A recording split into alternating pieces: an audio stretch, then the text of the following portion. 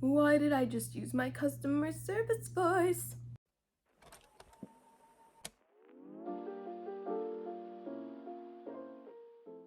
Hi everyone! Okay, there's a couple things I need to tell you first. The elephant in the room, obviously. I'm in a different place. This is not like a permanent thing.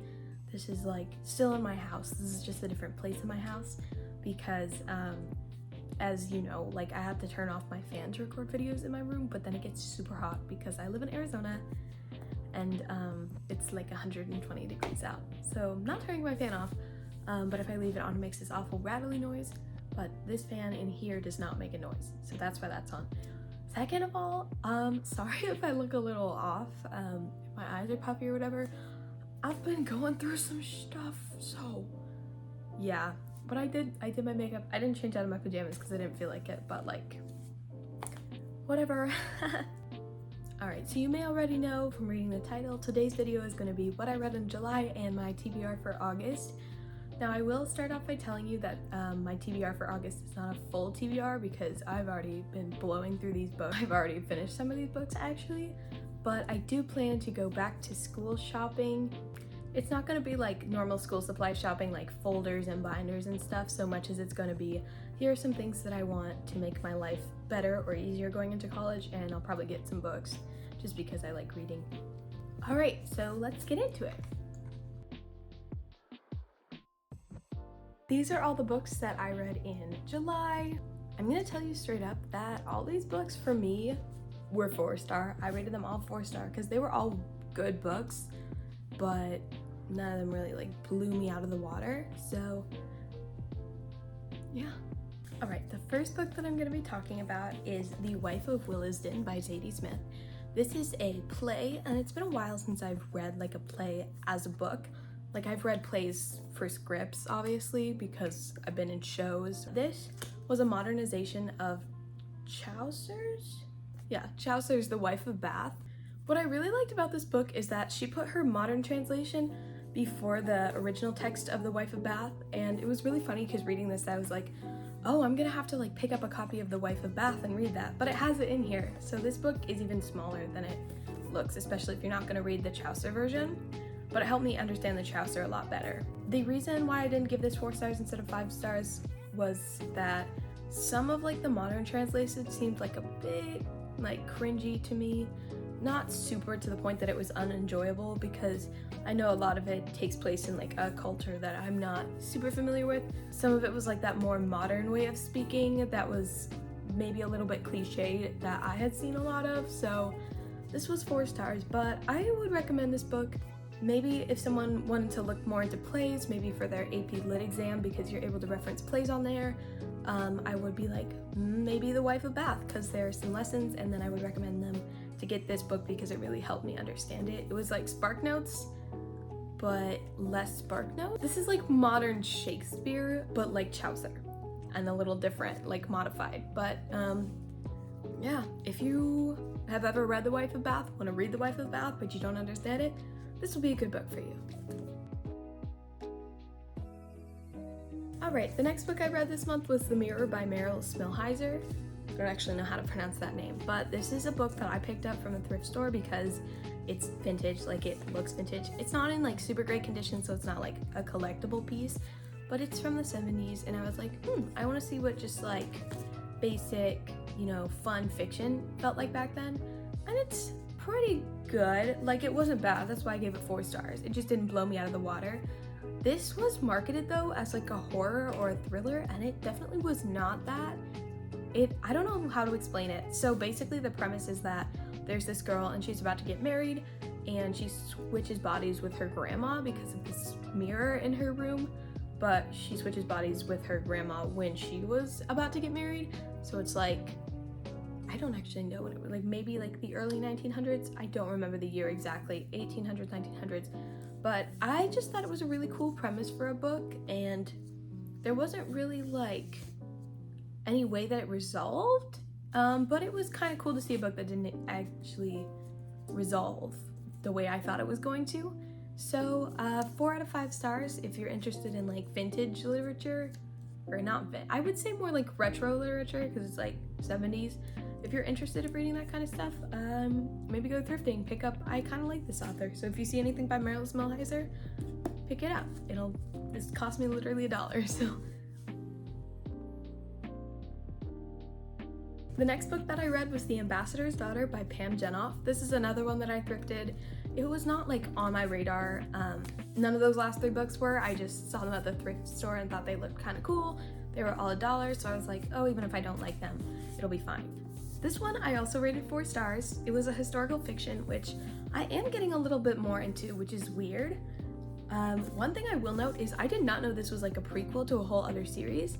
I don't think I'm gonna read the series because it didn't interest me that much, but it was like a fun standalone read, and you know, I went through it pretty quickly, I think. I don't entirely remember because this was more in the beginning of July, but I liked it. I just like a good historical fiction. This was World War I, took place in France, and I speak French. I'm gonna be minoring in French in college, maybe majoring in French if I don't get into my major.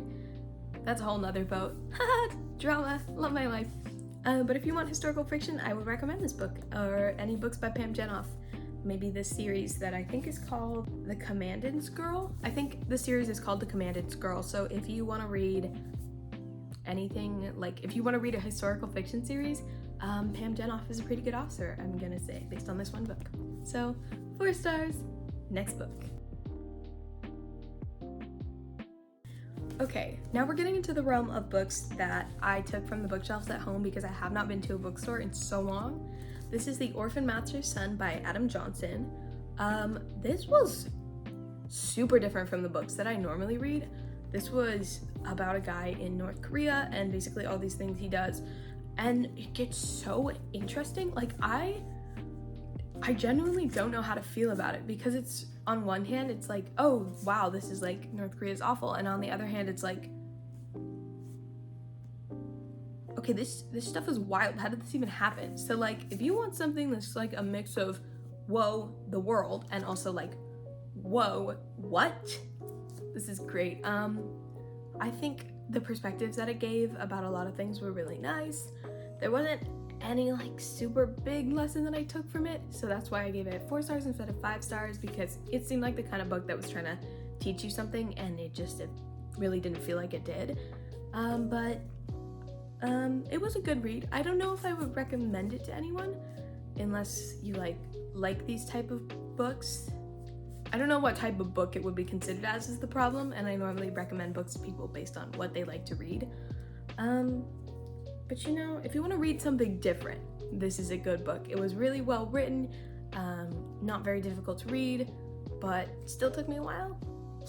It's like medium difficulty of the things that I read. It's like not super up there with like those older books that I like to read, like you know, like books that you would use on an AP Lit exam.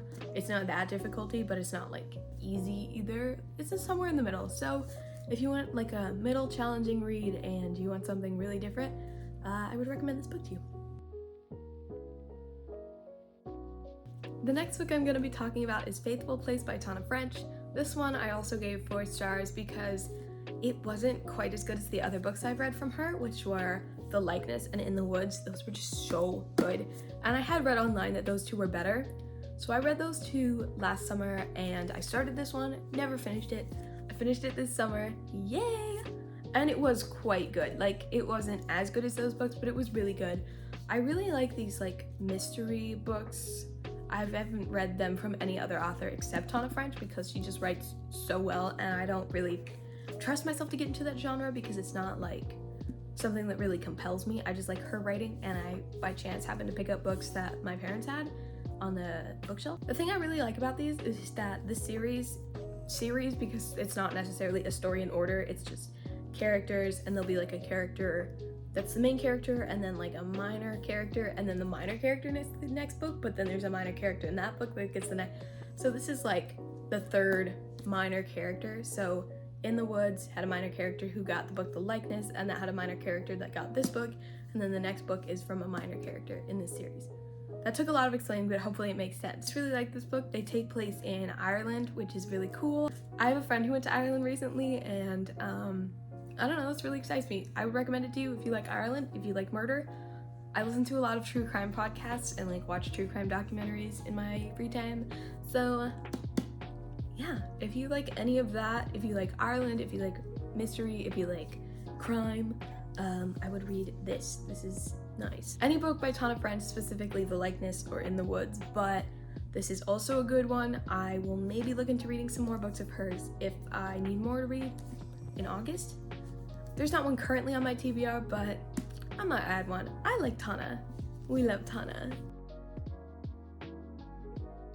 The final book that I read in July, I was super excited for, that is Serena by Ron Rash. Now, I was super excited for this one because on the back, one of the reviews said that this is an Appalachian retelling of Macbeth. I personally did not really see the Macbeth in this book. I got it at the beginning. I was like, okay, this is kind of Macbethy. But then like as it grew into its own story, which I liked. I was expecting it to be Macbeth, so maybe that's why I gave it 4 stars instead of 5 stars, but it was really well written. I think if it hadn't had the little Macbeth thing in the back, then I would have liked it even more. If you like Macbeth, maybe go into this, but go into it with less of an expectation that it's going to be Macbeth and more that it's going to be kind of Macbeth vibes, if that makes sense. I like this book in general. It took place in like the 1930s, right after the stock market crash, and like one of my most favorite books of all time takes place in the 1920s. So I do like that more like vintagey era sort of books, but not like super historical, you know, but like 1900s. That is so weird to say, like the 1900s. Ugh. It's not something that I would have picked up if it hadn't been in our bookshelves at home, because it's about like log cutting, tree cutting, forest cutting. I literally don't even know what it's called, but that's kind of the premise of this. But then it's like, oh, some crime, some fun stuff. I liked it. It's hard to say anything about this book without giving it away because there's so many important things in this book that are important to the story but aren't like necessarily revealed right away. So I would recommend this book to pretty much anyone, actually. It was just really good read. So yeah, if you want to read something that's maybe a little bit out of your comfort zone but still really well written, easy to read, then I would recommend Serena by Ron Rash. I read this in 3 days, I think, and it's a pretty sizable book. So I would get this book, read this book.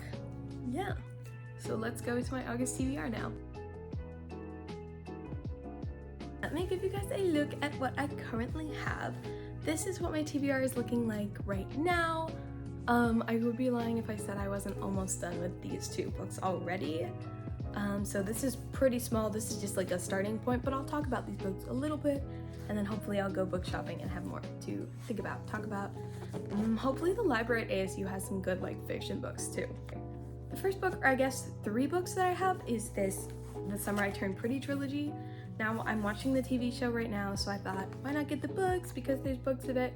So I did. It's The Summer I Turned Pretty. I've already finished this one. It's Not Summer Without You. Maybe I've already have only like 20 pages left in that. And then We'll Always Have Summer. These I'm working through pretty quickly, so this will take me like a week to read all of these 3 books, and so I'll definitely need more books to read. I may need to de-escalate my reading list from what it was last month a little bit, because last month I was just working, you know, hanging out with my friends, but now I am going back to college in 2 weeks, so I have a lot of stuff to think about there and then to get into the swing of things. But hopefully I won't have too much to do since this is going to be like the first 2 weeks of college basically that are in this month. So we'll see. Also, I'm taking all general classes, so it's gonna be a breeze. The next 2 books are both by the same author, not the same author as the trilogy that I just showed you, but they're like these 2 books are by the same author. This is by Taylor Jenkins Reid. I know she's popular on like TikTok, the book talk side of things. I watched Daisy Jones and the Six, so I was like, why not read it? Same thing with like that. And then I've heard that The 7 Husbands of Evelyn Hugo is really good. I'm probably super late to reading these. Actually, I'm definitely super late to reading these, but better late than never. Hopefully they're good because I really love the series of this, but I think with how popular this is, they should be good, hopefully. Okay, the last book that I currently have is another one of those that I found on my parents' bookshelf. This is The Bookshop at the Water's End by Patty Callahan Henry. I literally just picked this because I like the name of it, The Bookshop at the Water's End. It sounds cool. It's a nice blue color. I really don't know what this book is about. I read the summary vaguely. It's about like this girl that just keeps coming back to this beach every summer, which is like, oh, that's just like the summer I turned pretty, but apparently there's like mystery in it. We'll see what we think. This is like something I'm going into completely blind. Also, The Seven Husbands of Evelyn Hugo. I have no clue what that's about. But yeah, like I said earlier, I might pick up another Tana French book because I know we have 1 or 2 more on our bookshelf. And then maybe 1 or 2 other books from Barnes & Noble or something like that. All right, I think that's pretty much it for today. Just remember to like, comment, and subscribe, and follow me on Goodreads at ashlie.rose, something like that. I don't remember exactly, but it's in the description, so you can get updates on all my reading. All right, now I'm just gonna go enjoy the energy drink I Uber Eats, then maybe Uber Eats myself some sandwiches. Have a good day. I will see you next week with some more fun content. Yay!